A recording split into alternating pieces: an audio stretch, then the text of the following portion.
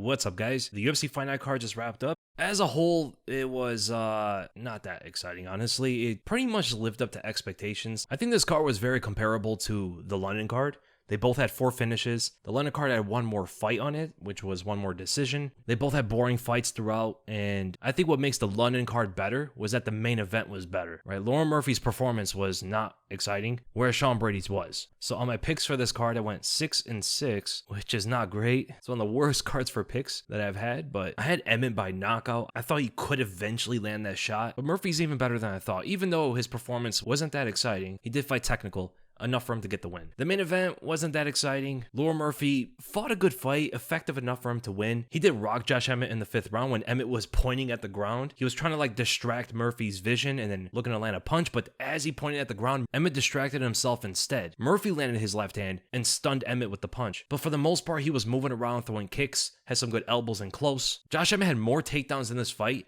than his entire UFC career combined, but his lead leg was getting beat up by those kicks from Murphy. Murphy was landing a lot of low side kicks and round kicks, but Emmett was trying to land the power punch, just like he always does. But Murphy was too defensively sound. He was moving a lot. He fights very similar to Leon Edwards. Both left-handed, both good kickers, better than they are punchers, low volume strikers, won't really go for the knockout. They'll just move away and throw strikes at distance. They fight very, very similar. And it just wasn't the most exciting fight, man, to be honest. Lerone Murphy's a good fighter. He got a top 10 win. But to be honest, Lerone Murphy and Leon Edwards show that striking can also be boring. Overall, good win for Lerone Murphy, and I think he should fight Brian Ortega. That would be a good fight. And as for Josh Emmett, the perfect fight is him and Dan Ige. That'd be such an insane fight. 2 powerful punchers, 100% one of them getting knocked out. Dan Ige is shown to be very durable, has a great chin, decent boxer. Would be such a powerful matchup between him and Josh Emmett. And then Pat Sabatini pulls off the upset win against Joanderson Brito. Sabatini just wrestled him the entire fight. Brito couldn't reverse. He went for a guillotine in the 3rd round, but position over submission is always superior. And you saw that when Sabatini went for the back, but that was after all of that top control. Very dominant grappling from Sabatini. Brito just could not defend the takedowns, and he couldn't do much from the bottom.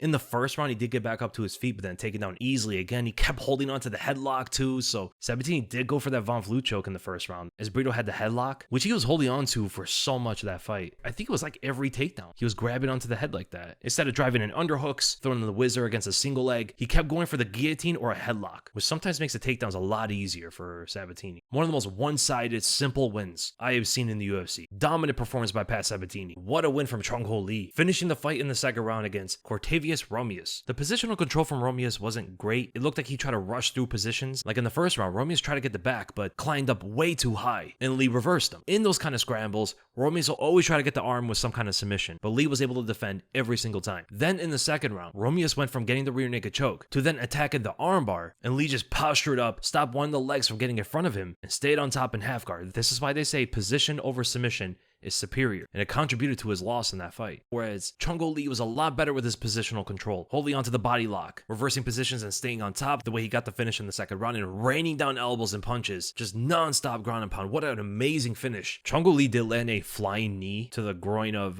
Romious, which is one of the worst kind of shots to take down there. Not just a standing knee, a flying knee with his body weight behind it. That must have hurt. And Romious did miss weight by 3 pounds for the fight as well. So Chango Lee gets a percentage of his pay. He gets the finish as well. Might even get a performance bonus as well. Great fight for Chango Lee, man. Tavares got a great win over Gerald Meerschaert. Impeccable takedown defense. Outstruck him for the most part. There were moments where Gerald was able to get some kind of success off of his aggression, but he wasn't really landing anything meaningfully. He couldn't get the fight to the ground. So his jiu-jitsu was essentially obsolete in this fight. Tavares is way too athletic, too fast. His fundamental striking was excellent. Landed good right hands. There was a point in the fight, I think it was in the 2nd round, where you hear his corner tell him 1-3-2.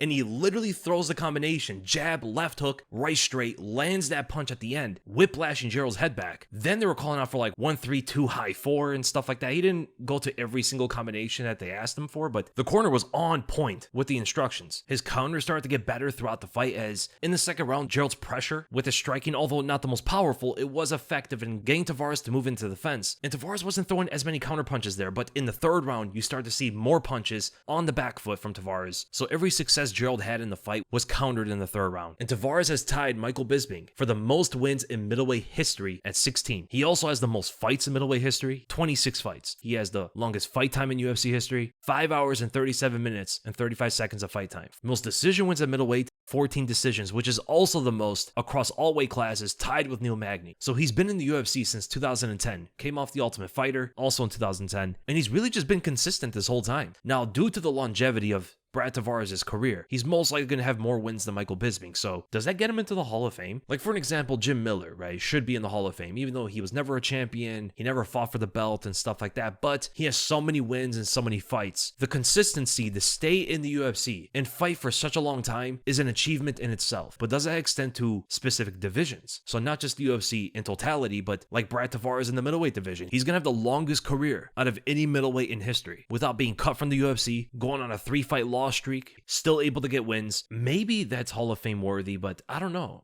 I don't know how to look at the whole longevity part of it. I mean, champions and all-time greats of the sport that have achieved the greatest of glories, they should be in the Hall of Fame, but I don't know where you put guys like Brad Tavares at. It's very hard to stay in the UFC that long, consistently fighting. This guy's averaging like 2 fights a year as well. And we've seen some guys not able to compete that long in their careers. So it speaks to the perseverance, it speaks to the endurance and I guess durability or the heart of the fighter to keep themselves in the competition of the biggest organization in the world for that long. That is an achievement in itself for Brad Tavares. To keep himself in the top organization for that long, who are on the Mount Rushmore of the middleweight division. Would you put in Brad Tavares for how long he's been fighting in him? And then Ode Osbourne knocks out Luis Gurule in the second round and snaps his 3-fight loss streak with a good knockout too, and it was a very satisfying way to win after the Torrez Finney fight. And man, did Ode Osbourne need that win. If he lost to Gurule, who he was an underdog against, he might have been cut from the UFC. 4 losses in a row, a guy who's not ranked, was never a champion or anything like that, not a big name in the sport, they would have most likely have cut him. But the way he was able to get that knockout, Gurule, I don't know why he went forward the way he did. Like, he moved on the outside the lead foot, threw the right hand, and kept himself in the same angle at the same position to throw a high kick. You could definitely tell that Gurule was not as sharp in the striking as Osbourne was. I mean, throughout the fight, Osbourne was faster, he had better footwork, much better precision with his punches, and the feinting game was just endless from Ode Osbourne, non-stop feinting the entire time. He didn't always strike behind them though, but they were freezing Gurule early in the fight until Gurule shot in the takedown. Like, he just threw himself at Osbourne, past the feints, took him down with a belly-to-belly slam. Excellent takedown from Gurule, by the way. From then on, he got more aggressive and didn't allow the feints to freeze him the way they were. But he gave Osbourne that angle and didn't really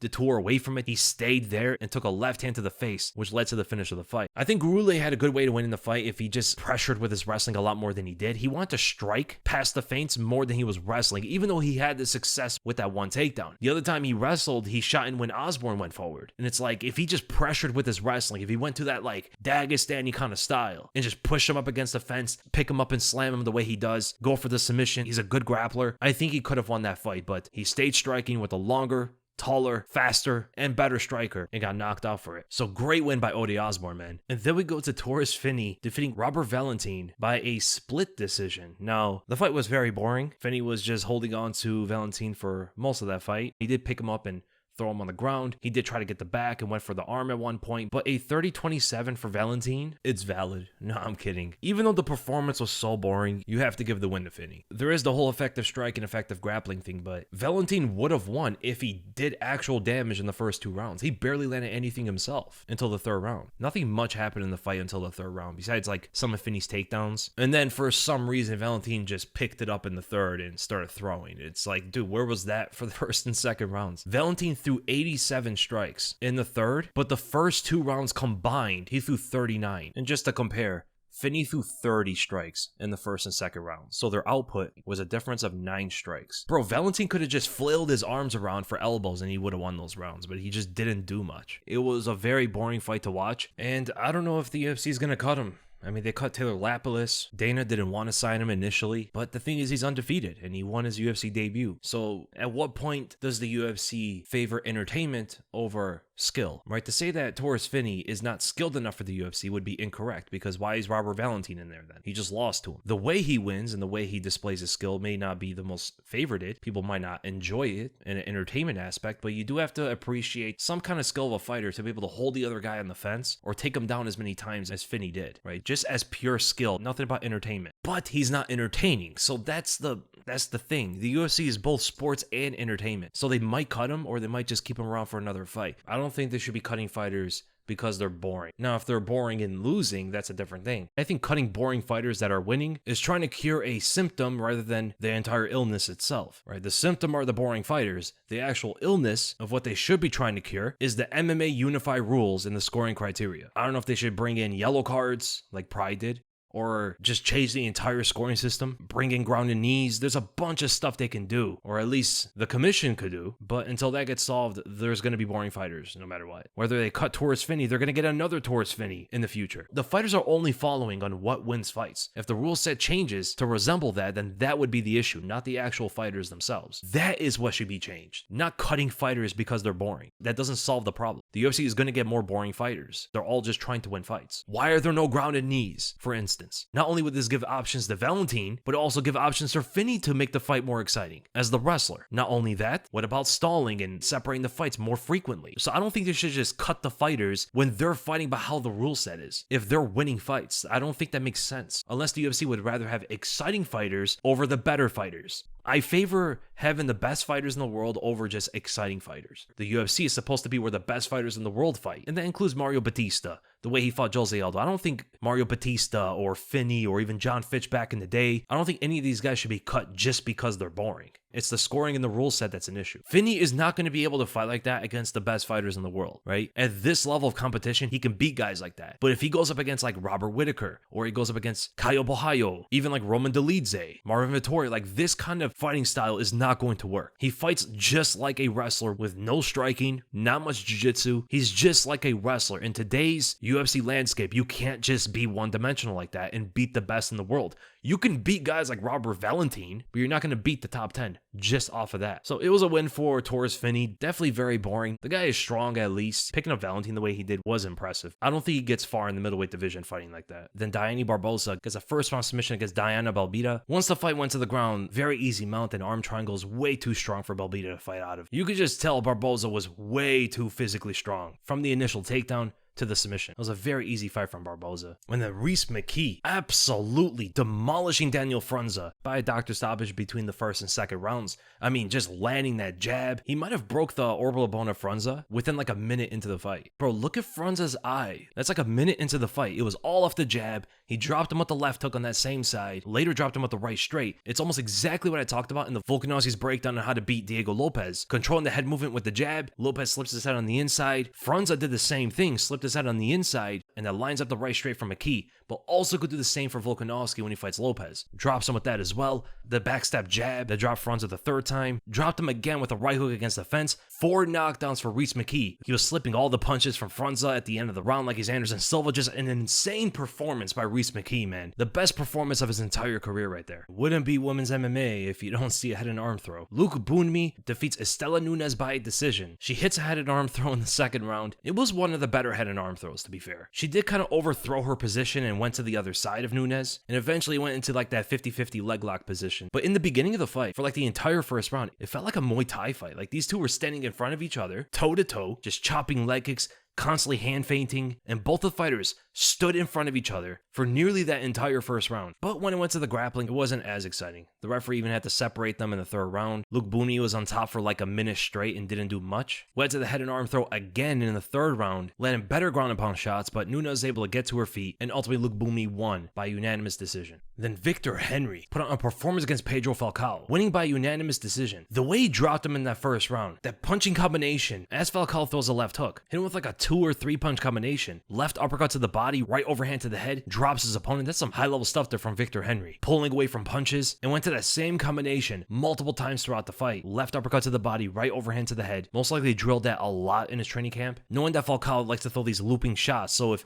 Victor Henry can get his head on the inside and rip in tight punches like that, even in sequence like that, he could land effectively. But then Falcao came out in the second round throwing leg kicks, shooting takedowns, but just like other fighters on this card, he was going for submission over position, and that allowed Victor Henry to reverse him. When Falcao tried to get the rear naked choke before getting in the hooks, he went for the choke before the hooks. Victor Henry is way too good to lose to a submission like that. Then Henry fought his way out of the armbar, Falcao pushed him away, and back into the striking they go, where Victor Henry starts winning again. And then twice more, Victor Henry was able to reverse Falcao's back takes and just beat him up in the striking for the most part. Ripping body shots, good right hands up top, started defending the takedowns, and I think that was one of the best performances of the entire card from Victor Henry, and also one of the best fights in general. That actually might have been the fight of the night. Then we go to Martin Buday, defeating Uran Sadibaldiev by a decision. Bro threw over 200 strikes in a 3-round fight as a heavyweight, all with that jello physique too. Buday actually has decent cardio for a heavyweight. A lot of guys would not be able to fight 3 rounds at that pace, but at the same time, he was fighting someone who weighed like 220 pounds. So Sadibaldiev not only should be a light heavyweight, he could probably even make middleweight. He weighed 222 pounds, literally a 40-pound difference, maybe even more than that when they stepped into the cage. Buday was most likely above 265 pounds in the cage. He weighed at 266, the absolute limit for a heavyweight, but Uran was just throwing power punches almost the entire time.